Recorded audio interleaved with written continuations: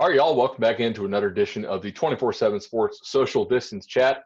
Pleased to be joined today by ACC Network analyst and ACC legend Roddy Jones. Roddy, welcome to the chat. I appreciate it, bud. I'm happy to do it. I feel like this is an esteemed honor that I now have a chance to participate in. Nick Saban, Urban Meyer, and now Roddy Jones. One of those things is not like the other. Oh man, but a legend in your own right. I mean, 52 career starts for Georgia Tech as a slot back. School record for yards per carry at 7.6. 7.6 is nothing to shake at. Yeah, I was fortunate. I was able to play long enough to have the number of carries to qualify, because there's actually an asterisk that I am trying to get changed in the Georgia Tech record book, because the minimum number of carries to qualify is 200. Well, Orwin Smith, who I played with, has 198 carries, and he's at like 8 yards per carry. Like, he blows me out of the water in terms of the yards per carry number. So I'm trying to get that change in the Georgia Tech record books, where like the minimum number of carries is like 190, so that Orwin can take his rightful spot at the top. Oh, so you're trying to be the good friend here and actually let him have that spot. A lot of my career was spent blocking for Orwin. So, yeah, I feel like he should get the credit to be on that list. And then it shows that, like, that group of A-backs was the best group, because then both of us are on there, 1 and 2. That makes sense to me. And both you guys on the field at the same time, certainly scary. So you actually weren't recruited by Paul Johnson to Georgia Tech. You were recruited by Chan Gailey, and then Paul Johnson comes in.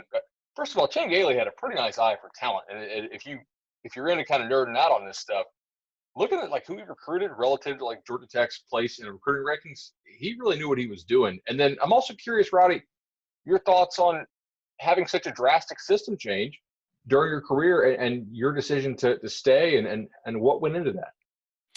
Well, yeah. So I think Chan Gailey did do a fantastic job recruiting, not just because he recruited me, but if you look at the 08 and 09 teams that we had and the number of guys that ended up playing in the NFL, like it was a large number when you look at the defensive line, obviously headlined by Derek Morgan and Michael Johnson, but Vance Walker had a long NFL career. Darrell Richard had some time in the NFL. The linebacker Philip Wheeler played for a long time. Gary Guyton was up in New England for a while. Those were guys who Chan Gailey recruited that were very lightly recruited players. So he did a really good job of bringing in the talent. And look, I came in with the 2007 class at Georgia Tech, which was a highly touted class. I'm not saying that it was highly touted because of me, because it wasn't. But we had guys like Jonathan Dwyer and Joshua Nesbitt and DJ Donnelly, who was a big recruit. Nick Clater was a big recruit. You got the number 1 player out of Pennsylvania and Derek Morgan. You got the defensive player of the year out of Louisiana, who was Jason Peters. So we had a bunch of players that were really talented. But the core group of those guys like Dwyer, Clater, Josh Nesbitt, were Georgia guys, and a lot of us Metro Atlanta guys. So when Coach Gailey got fired, there were guys that thought about going, and I thought about transferring as well. But I was from 30 minutes away from campus, number one, so it was going to be anywhere that I was going to go was going to be further away. Number two, it was tougher to transfer then too. Like, you knew you were going to have to sit out a year and have to go through that whole process. So once the bulk of us decided to stay, Morgan Burnett decided to stay, and Nesbitt decided to stay, and Dwyer decided to stay, we were all kind of like, all right, let's go ahead and do this together. So the bulk of us did decide to stay, and it ended up being a good decision. Was there some weirdness or some investigative work you needed to do on exactly what this offense was? Well, we didn't really know what it was going to be. So yeah, we tried, we went on we went on YouTube and tried to find all the clips that we could from Navy and figure out how we were going to fit in. But look, you're in college and you always think, hey, the average A-back at Navy only got, X number of carries, but I'm better than that, so I'm going to get more carries. When in actuality, it kind of evens out no matter what. So yeah, there was some investigative work being done, and, there was a lot more blocking than I anticipated doing as a running back in college. There was a lot less carrying the ball than I anticipated doing as a running back in college. But with the success that we had as a team and obviously the relationships you make, I wouldn't have traded it. So let's shift gears, talk a little ACC ball here, more specifically. A couple reports out there now that Notre Dame is going to be eligible for ACC championship competition this year, especially with the weird coronavirus, maybe conference only or conference plus one scheduling going on right now. I'll just throw that to you open ended, Roddy. Like, what are your thoughts on Notre Dame maybe being eligible to play for conference championship? Do you think they actually would compete for one? What do you think? I think they should be able to compete for the conference championship if they play a full ACC schedule. Look, Notre Dame is a full member in every single sport except for football. So Notre Dame, and we don't often think about it, but Notre Dame and Jack Swarbrick, their athletic director and their university president, are sitting down on all the meetings that the ACC is having in just about everything, with the exception of the football only meeting. So the relationship between Notre Dame and the ACC is much closer than I think people give credit for, because of the fact that Notre Dame isn't a full participant in football. But the only reason they're not a full participant in football is because they want that independent status where they can play a national schedule to keep their brand the way it is. Well, this year that's not possible, and it looks like they are going to play full ACC schedule. And if they do that, and they are one of the best two teams playing the same schedule that everybody else is, yeah, they should be eligible to play in the ACC championship game. And I think if all of that comes together, if the scheduling comes together, and if they are deemed eligible, I think they would be the favorite to face Clemson in the ACC championship game, because from on paper right now, they are better than all the teams in the Coastal and every team in the Atlantic, with the exception of Clemson. So I also think it's good for the league from the perspective of you get a national brand. As soon as Notre Dame steps in the door, they are the biggest national brand that the ACC has. And they're going to attract the most eyeballs. They're going to give you the most. They're going to give you the most talked about team in the league as soon as they step in the door. And that would largely be the case they would be one of the top one or two in every league across the country. So I think it's nothing but good for the ACC. I get that it doesn't feel great because Notre Dame hasn't completely committed to being a member of the ACC in football. But I think from a league standpoint, it is a good thing for the league if Notre Dame's eligible to play in the championship game. So that's interesting too. You do think they would be the favorite to face Clemson. I had on my question sheet here, if not Clemson, then who? So let's alter that question. Let's play, if not Clemson or Notre Dame, then who? So if we go with a perfect scenario and every team reaches their potential, I think it's Miami because of what they bring at the quarterback position with De'Aaron King. They've got two elite pass rushers in Greg Rousseau and Quincy Roche now. They've got an experienced defensive backfield. They've got enough playmakers on offense where you would feel okay, picking them, particularly at the tight end position with Brevin Jordan and Will Mallory. So I think they have the highest ceiling of all of the teams outside of Clemson or Notre Dame in the league. If we're going realism, I actually think Virginia Tech in the Coastal should be the favorite, because I feel like we're giving North Carolina a lot of credit for their development and the way they finished the year. They finished the year against Mercer, NC State, and Temple, two bad teams and a decent team. That Temple team was okay. And they blew them out of the water, which they should have done. But then the success on the recruiting trail kind of keeps the train of hype going. And because of all they've got returning in Sam Howell and the flash on offense, I feel like people are really enamored with them. And I think North Carolina is going to be a good team. But Virginia Tech was a better team last year, at least in the long run. And Virginia Tech's got more coming back. Including at the quarterback position where Hendon Hooker has done a good job. They've got playmakers on offense. They've got a really solid defense, an elite corner in Caleb Farley. So I think that Virginia Tech would be the team where if it's not Clemson and you're looking for someone else, I think they're as good a pick as any. And that's interesting to me. To be frank, I think you're the first guy who's actually said Virginia Tech for on-field and not just friendliness of schedule reasons. And that's good to hear. I think they have some nice players on that roster. And in a normal situation, I think you would have to say this is sort of make or break for Justin Fuente. Yeah. Given the coronavirus stuff, we're not so sure that there's going to be much of a coaching carousel this offseason or much movement at all. So that's interesting.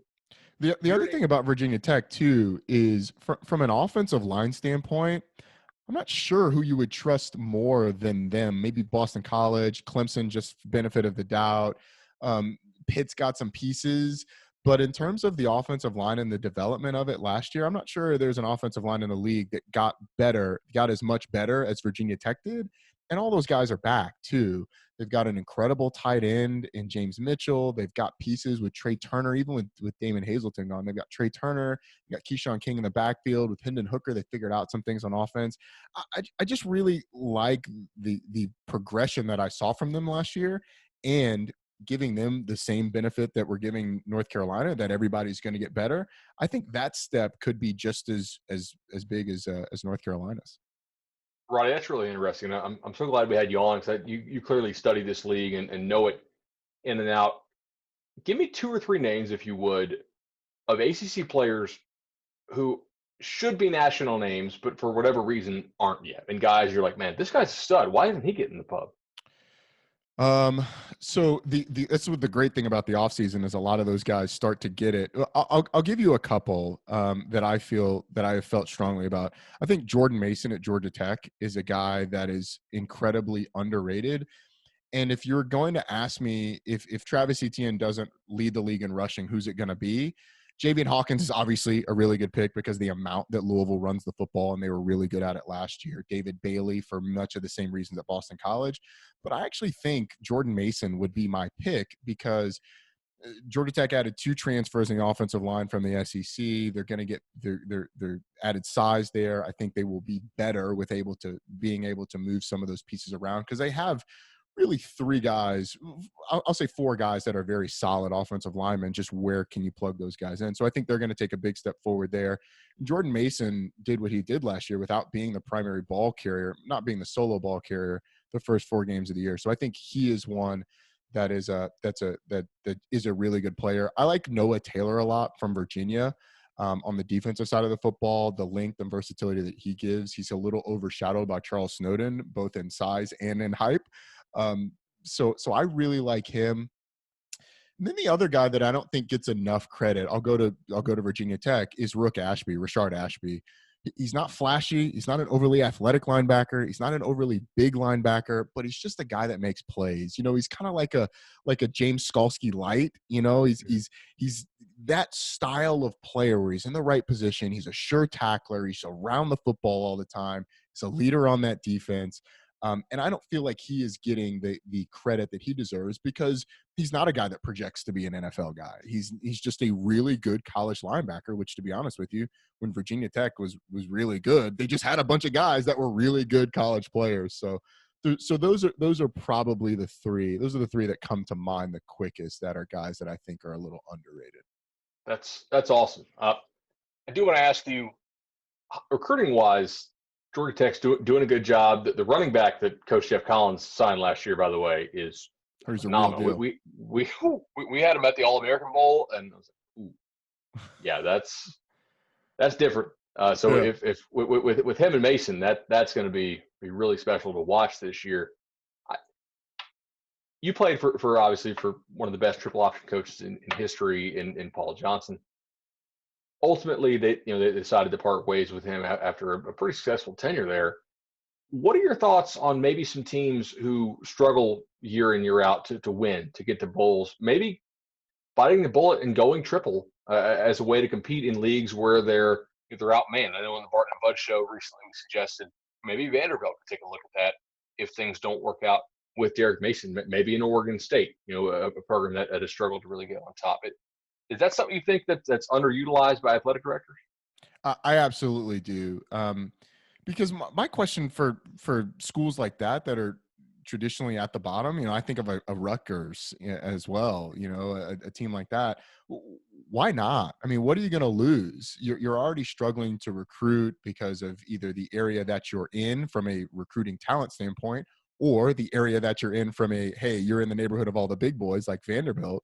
And if you were to go with that and it doesn't work, what have you lost? I mean, you're setting your program back from a rebuilding standpoint if you're trying to get back to the spread after that. But I think every school is trying to find their competitive advantage, and the option is a competitive advantage because it's not something that you see often, and when run correctly, it can be a neutralizer in a lot of ways for talent. And that was kind of the running dialogue with Georgia Tech. Like, are we one of those schools at Georgia Tech that needed that? And there was a lot of back and forth about that. I personally was one that said we don't necessarily need the triple option, and it is hindering us from a recruiting standpoint, but we are winning more with this talent than we would otherwise. So, it's kind of one of those circular arguments that you never really come to a consensus on. But I absolutely think, a guy like Jeff Monken at Army should get a shot at one of these schools. He was a guy who was at Georgia Tech and has had incredible success at Army. A guy like Brian Bohannon at Kennesaw State, who's had success. Maybe he moves up to FBS and is able to have a little bit more. Ken Niumatalolo's name is floated around all the time. I don't know that he would ever leave. If I were him, I would not. But schools should be seriously interviewing him to as a potential fit for their jobs, because it is one of those things that, hey, if you get a good coach that can identify players and get them into your school, then yeah, you can win more games than these schools traditionally do.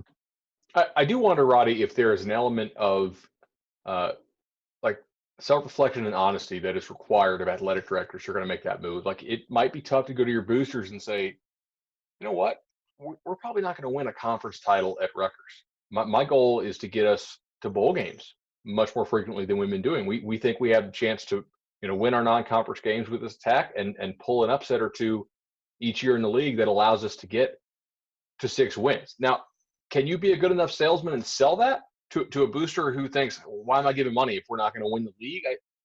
That's probably, in my mind, that the idea that it's not exciting, which I don't think it's not exciting. I think that if you run it well and you have good players, it's certainly exciting. I think the bigger thing is, can you recruit to a level that allows you to win a conference championship? And if the answer is no, the answer is probably already no anyway at a lot of those schools. But are you willing to admit that to your donor base? I completely agree. And that's, it would be fascinating to sit down with Dan Radakovich, who's now at Clemson, but was at Georgia Tech for the Paul Johnson hire, and ask him, what was that process to land on Paul Johnson, and what internal sales did you have to do about the offense? And maybe there wasn't as much because there had not been a Power 5 team run the triple option in 20 years, I guess. And from a flex bone standpoint, I don't even know when the last one we would have seen was, because I guess the last team to get rid of it was Nebraska. But even so, that was a kind of a blue blood, a special case. So it would be fascinating to ask about. But yeah, I think some of these schools would have to say, hey, look, we're going to have to do things differently here, which I don't think enough people do across the country. Like, it's all trying to be the teams that have the best players and do the same things that they do, and hopefully do it enough better where you're able to compete with them. But it's just not going to happen because they have better players and they're doing the same things that you're doing. So I don't get it. Yeah, if everybody's making the same recipe, ingredients win. Yeah, exactly. Yes, that's the best way I've ever heard it put. Yes, 100%. That's a mic drop right there. No doubt. Roddy, really enjoyed you being on with us today, and we'll cut this up and get it out, and appreciate it. Be sure to tune in to ACC Network coverage with Roddy Jones. Enjoyed it, man. We'll have to have you back. Hey, man, I appreciate you having me.